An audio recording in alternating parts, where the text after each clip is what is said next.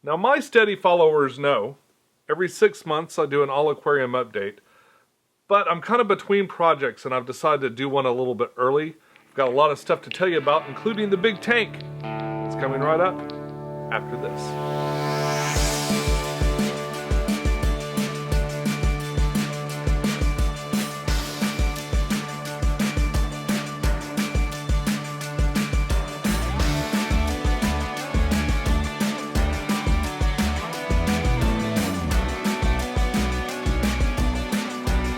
Hey YouTube, this is Pecktec and I hope you're well. Now as I mentioned before, I've got a lot of stuff going on. I've been building a brand new aquarium ornament for the Aquatic Experience, the nanoscaping contest competition. I've also been getting some plants ready, getting some rocks prepared, really getting ready to really go at this competition with all I got, as well as kind of planning the shots that I'm going to do and some other things.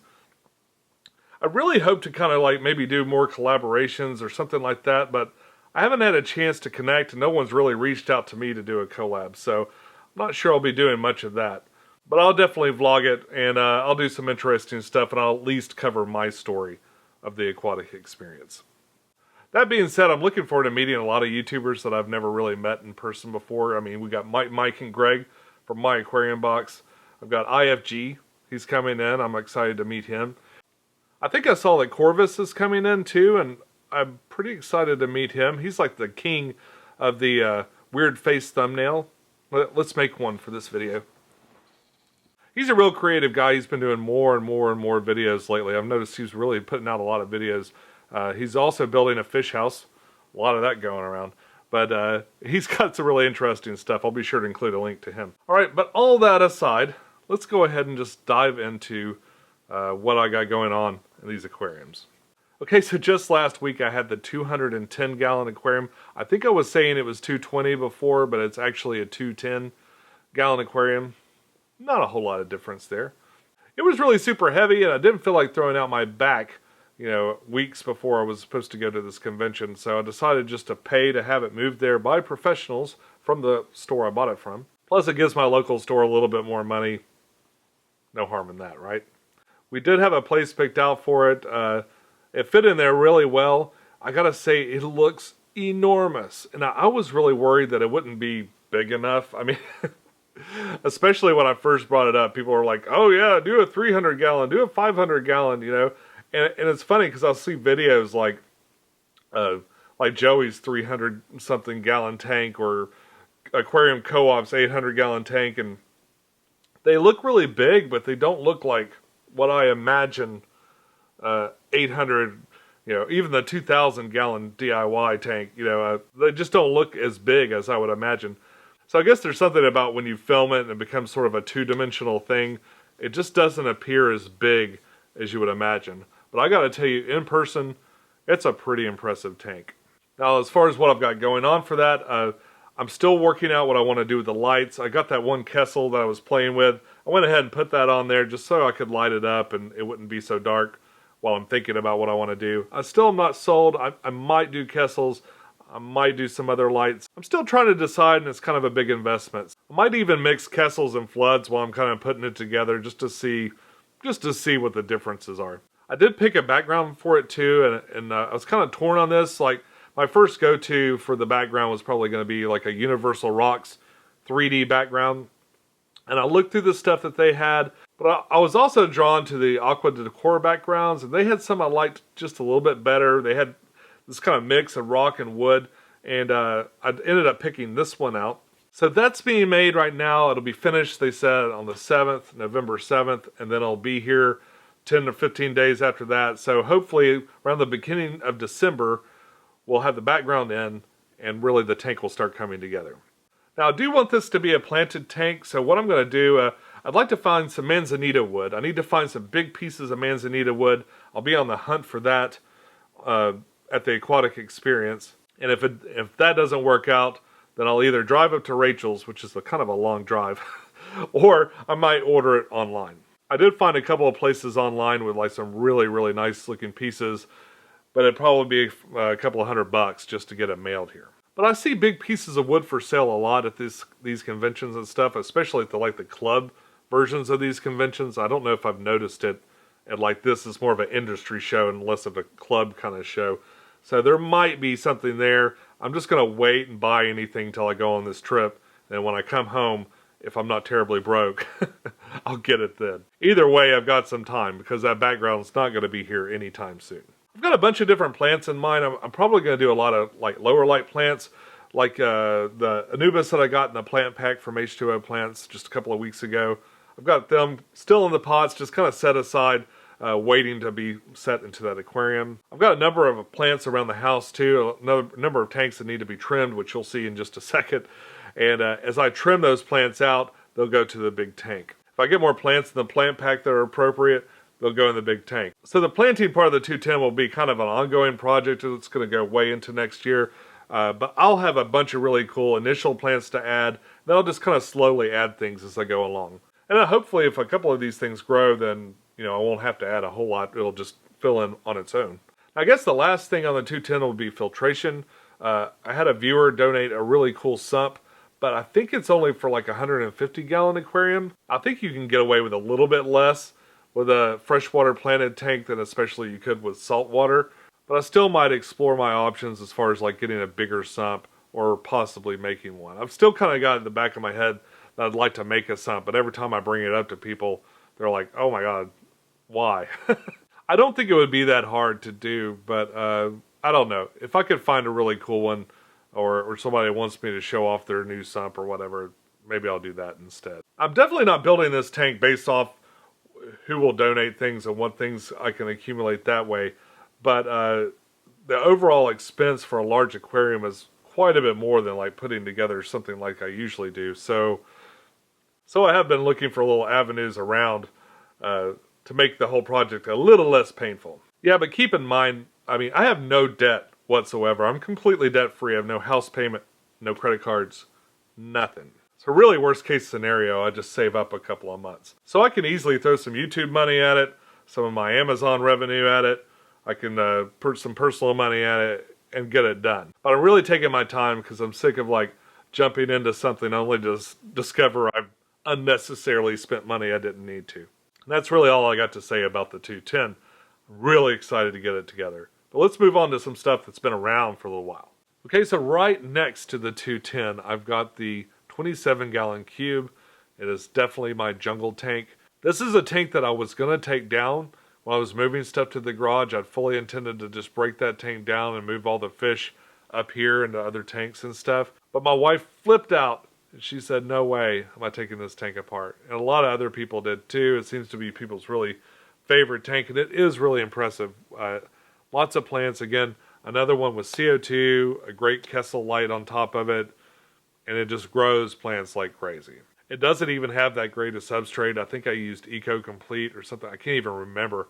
That tank's actually been around for a few years now. This is a tank too that when I set up the 210, I will be pulling some plants out. I'm going to at least take the plants around the perimeter on the outside and just making it a little bit more room for the fish to swim around. I'm going to leave it all jungly, like right in the middle, and then let them grow back out again.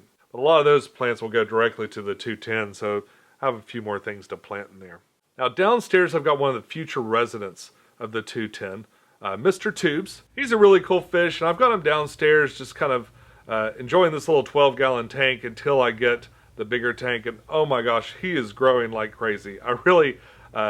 I think he'll be fine for another month or two in this tank. He's still pretty small. I mean, he's maybe 7 or 8 inches long. He's not that big, but he is adorable, and I cannot wait to see him swimming across that big tank. Now, as far as the overall tank goes for the 12-gallon, the plants have just kind of run amok.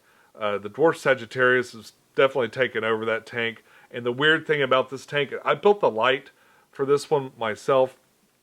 It's made out of Cree LED lights. They're super, super bright. But one mistake I made is that the fluorescent lights that it replaced did fine up there in the front, but the LED lights are so directional, really the light kind of pools right in the front of the tank. It doesn't spread out to the back. So what I'll probably need to do is take that tank apart, take that light apart, and sort of shim the lights so that they angle at least towards the middle of the aquarium, and I think things will grow in a more natural way. I actually pulled a bunch of stuff out of there and rescaped not too long ago, but the dwarf Sagittarius really just like, it ran amok in there. So after the 210 gets going, what I'm probably going to do is pull everything out of that tank and completely rescape it. So that's going to be one of my rescape projects.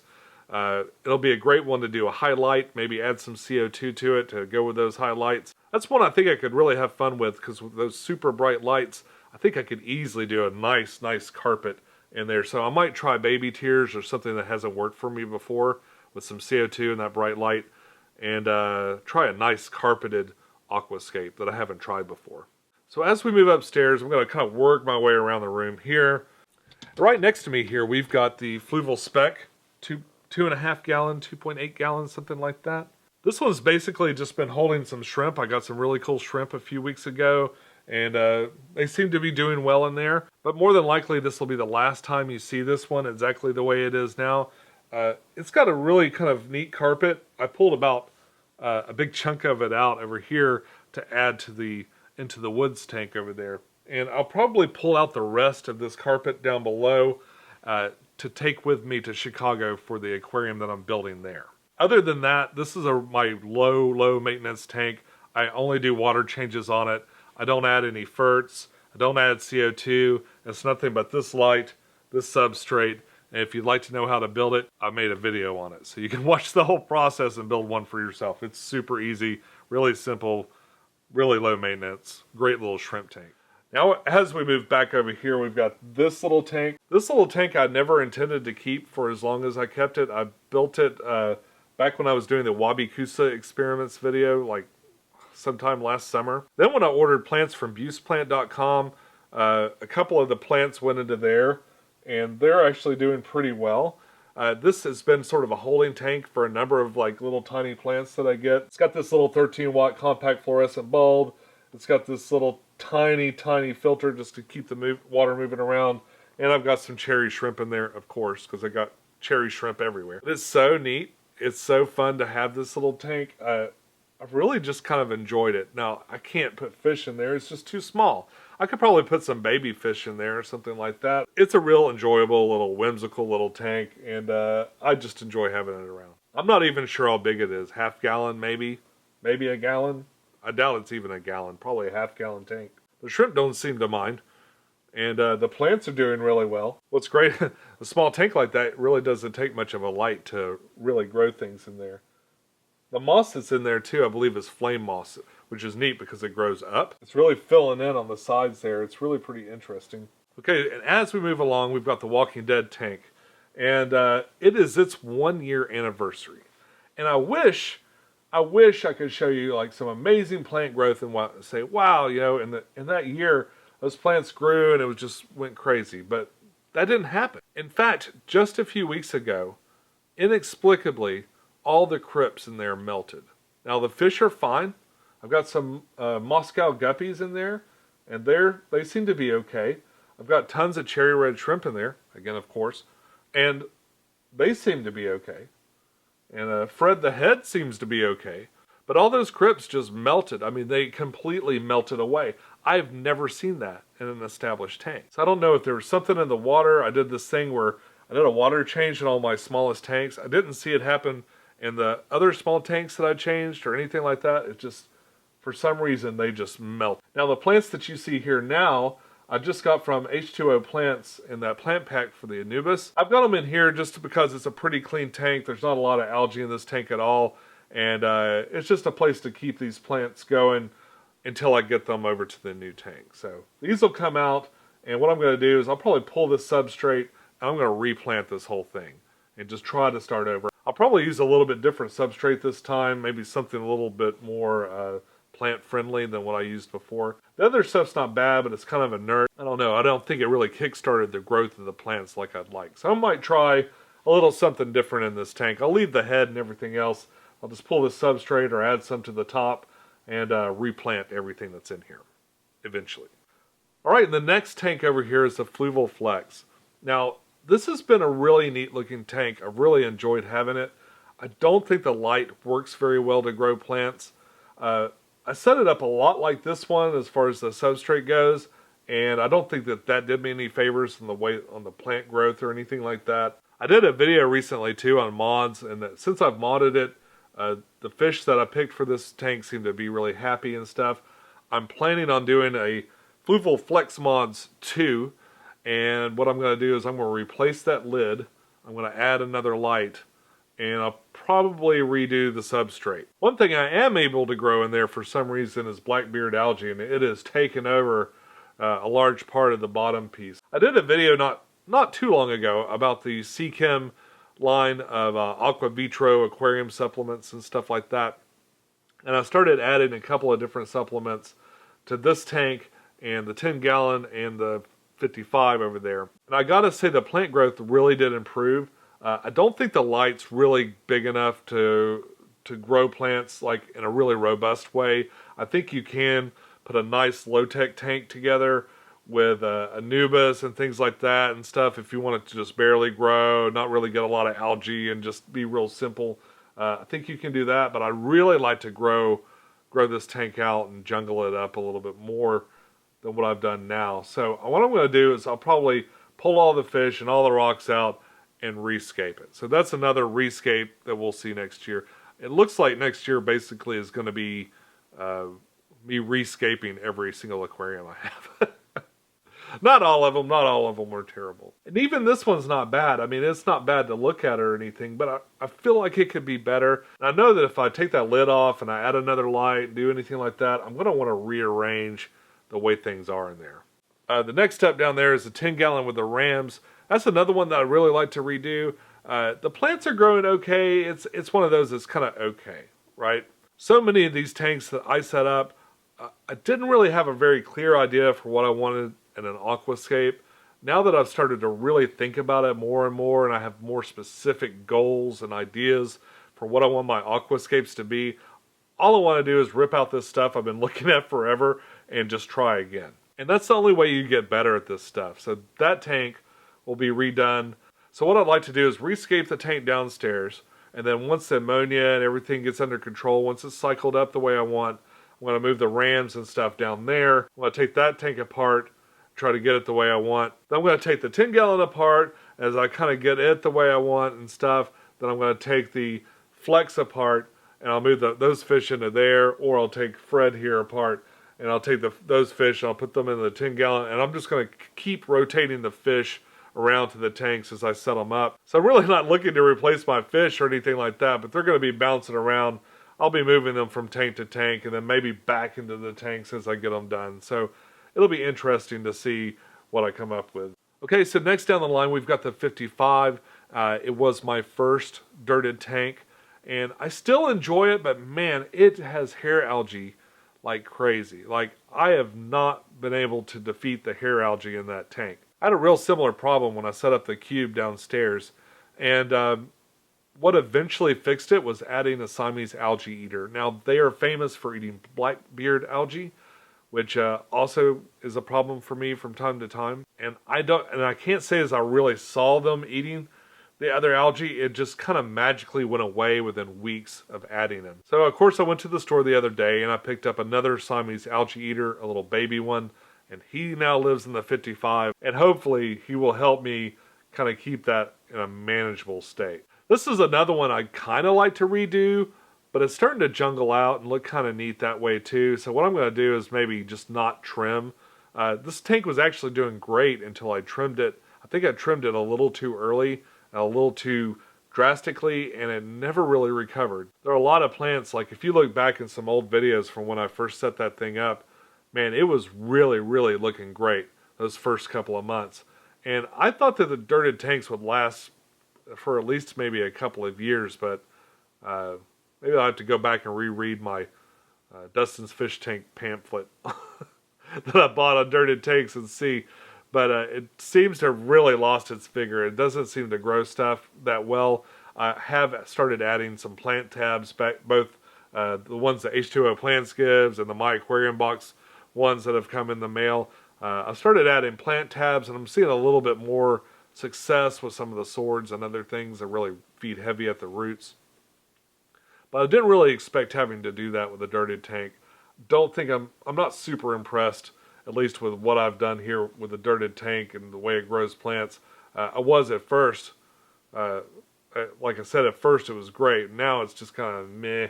So don't think I'll be looking to do that again anytime soon. That being said, it's got a lot of interesting fish in it. The plants are growing okay in there now, and it's still a lot of fun to look at. All right, so we move to the other side of the room, and we get to the 12-gallon fluval edge. And this one's holding some new fish. I've got some Sarpe tetras.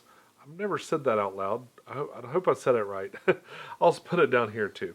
So there's like a new fish club in town, and I went to one of their meetings, and they were meeting at this one fish store that unfortunately went out of business just a few months after it opened. And as he was closing down and stuff, basically he was like, they're going to cut the power in a few days, make me an offer on some fish. And he offered to sell me that whole tank full of fish for about $4. So I bought, I think there's 10 of those guys for $4. I couldn't pass it up, and I've always wanted that fish.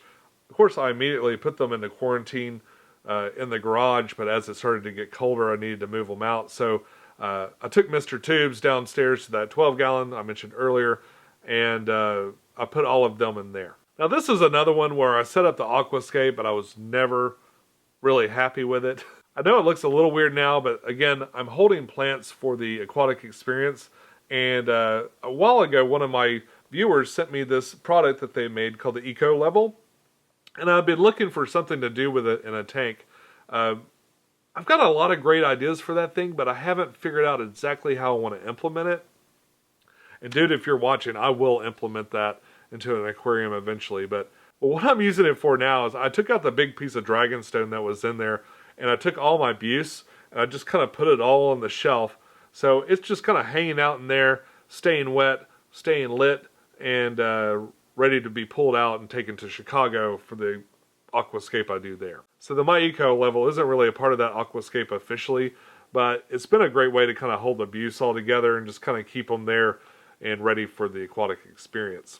And of course, right next to that is one of my newest tanks, the Into the Woods tank. It is doing really, really well. Good light and CO2 makes a huge difference. I've always been a big proponent of like really low maintenance, easy to keep tanks that don't require a lot of dosing or anything like that. And I haven't dosed any nutrients at all. It's all the substrate, the really good Seachem substrate, the CO2, the good lights and stuff like that, and good quality plants from H2O Plants and my local store for the ground stuff. I kind of thought the paint would peel on the hand by now. I fully expected some of the paint to sort of peel off. It's got a real thick, solid gray underneath, and that wanted that to be kind of that sculpture-y look, where it would look like more like a monument, like a huge monument inside of a woodland area, and less like, a one-to-one copy of a hand coming out. It is an actual one-to-one copy of my hand, and I'm going to tell you exactly how that was done, along with the face and other things that I've been working on in next week's video. The moss is coming back really, really well. I have no trace whatsoever of that slimy, weird snot algae that I had a problem with. The carpet is slowly converging. I've got the four-leaf clover on one side and the Monte Carlo on the other side, and the other plant is slowly creeping around. It's going to be a really neat mixed carpet, and I can't wait to see how it finally comes out. It's grown a lot, even since the update I did a few weeks ago. I mean, it just every day I see it just grow and grow and grow. It's really, really cool. The other thing is the former residents of that 12-gallon that I took downstairs were these ember tetras. They always hid in the back. Like, I could never get them to come out where I could see and enjoy them. They would just hide. I thought maybe there's not enough of them. I kept adding more and more and more, and they would just all hide in the back of the tank. I added them to this tank, and all of a sudden they're all out front. It could be that they have company. I mean, I've got a female Inler in there. She's one of the fish I used to kind of help cycle the tank up or make sure that the bacteria kept going when I added some in. She's pumped out babies at least twice, so there's tons of little babies in there. And then of course you've got the shrimp, the Amano shrimp and the yellow shrimp and stuff like that. I have had a little problem with some of the yellow shrimp dying, but that seems to have calmed down. I haven't seen any deaths in there in a few weeks now, so I'm pretty thankful for that. But those ember tetras are right out front. They're swimming back and forth and schooling in a really cool way. I might even add a few more ember tetras in there, so it's a really neat school, a really huge school going back and forth. and I probably will leave it at that. I had some plans for some other fish that I wanted to include in there, but it's kind of neat to have a lot of one kind of fish. I think that that's pretty neat too, almost like a species tank. Not quite. There's other stuff in there too, but man, I've been so happy that the Ember Tetras just seem really happy in that tank. It's made me feel good that I finally found where they want to be.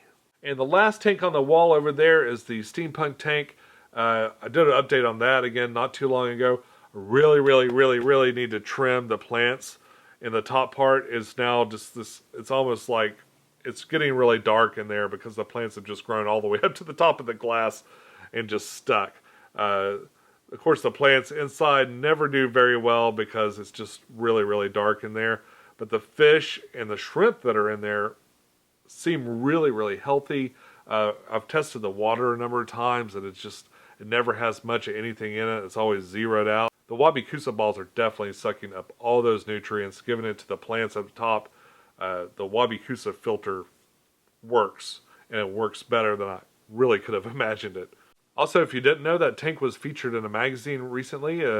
My first fish article that I've ever written, and he's invited me to maybe write some more, so who knows, maybe I'll do another one soon. But if you're able to find this magazine, be sure to check it out. I talk a little bit about what went into building that thing, and there's also articles from IFG and George Farmer and stuff like that. I was real excited to be in something that those guys were in too. Now, as we move into Kerrigan's room, she just did an update on her saltwater tank. It's not the cleanest saltwater tank I've ever seen, but she did actually just add some snails. Somebody suggested a couple of snails that do a really good job.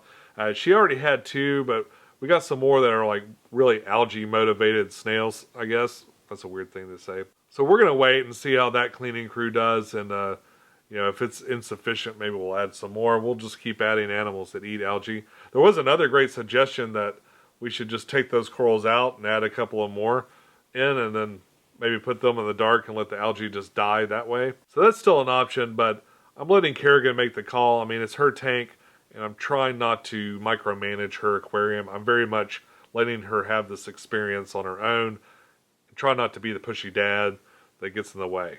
Another tank that she has that she's never shown anybody, she didn't do a video.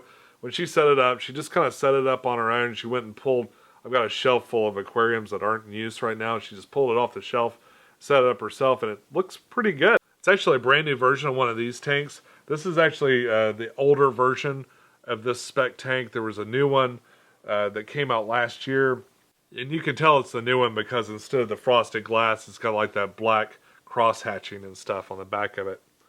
But she set up a nice little shrimp tank for herself that looks pretty good. Now, as we go into the boudoir, I've got the 56-gallon tank. This has been sort of my big fish tank, the tank where small fish can't go because all the guys in there will eat them. This tank was on the outs.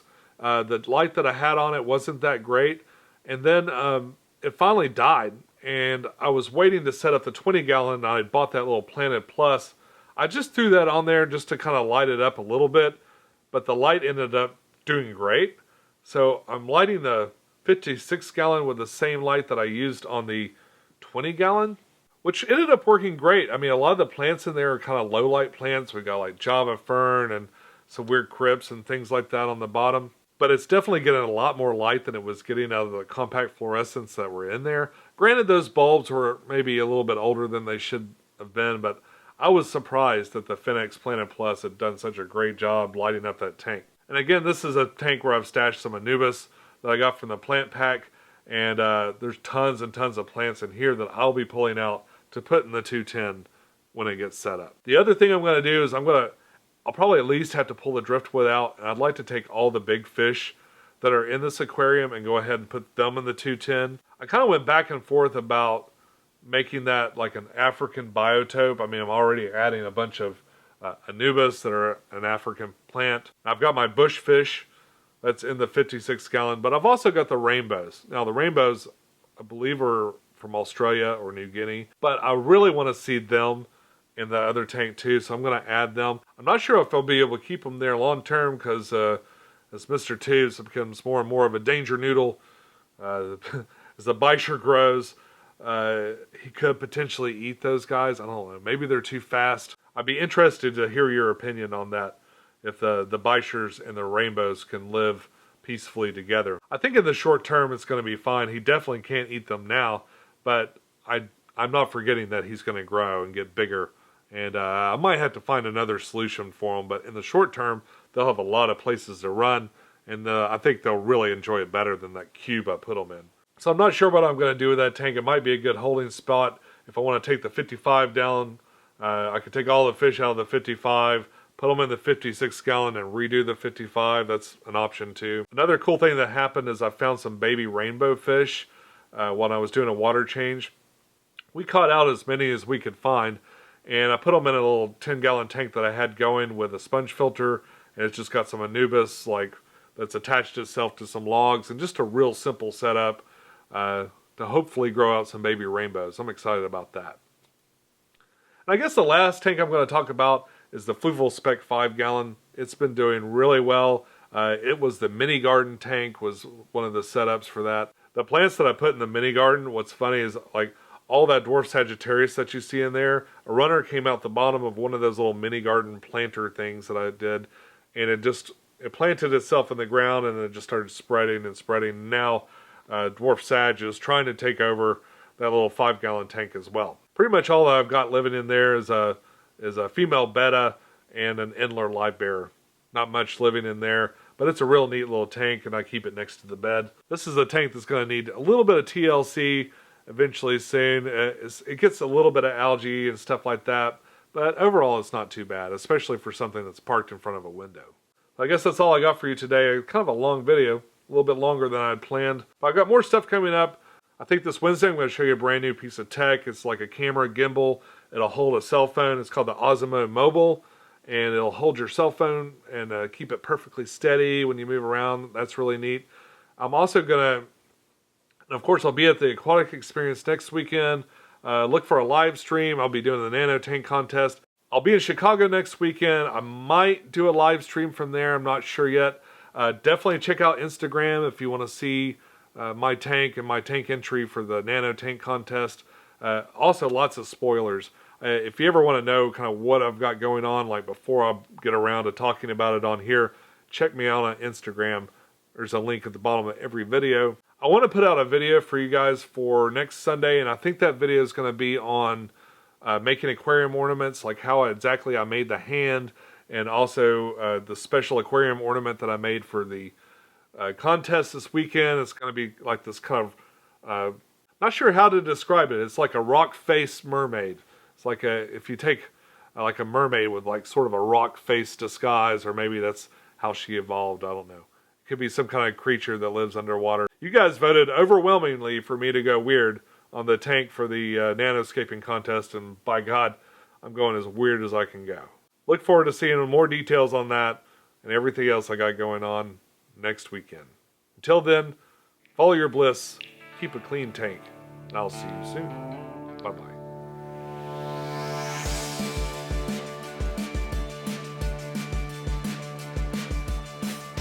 Last H2O plants. Alright, today I'm going to do sort of and I got a lot of stuff to tell you about, so it's coming Hey folks.